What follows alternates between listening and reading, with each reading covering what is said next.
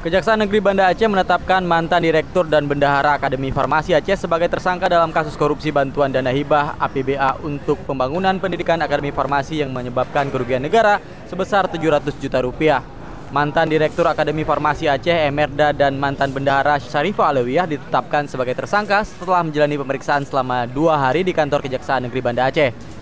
Menurut Jaksa Pidana Khusus Hamka Nasution, dugaan korupsi penyelewengan dana hibah yang bersumber dari anggaran pendapatan belanja Aceh itu tidak sesuai dengan peruntukan pada tahun 2012. Keduanya dijerat pasal 2 dan pasal 3 junto pasal 18 Undang-Undang Nomor 31 Tahun 1999 tentang tindak pidana korupsi. Keduanya kini ditahan di rumah tahanan Longa Aceh Besar.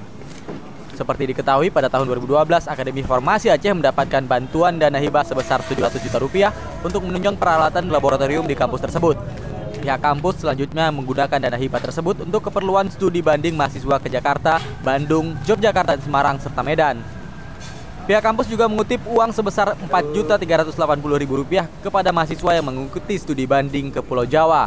Pihak kampus juga mengutip dana sebesar Rp2 juta untuk masing-masing yang melakukan studi banding ke Medan. Berdasarkan hasil audit BPKP Aceh, negara dirugikan sebesar Rp700 juta. Dari Banda Aceh, Hendra Saputra melaporkan untuk Aceh Video.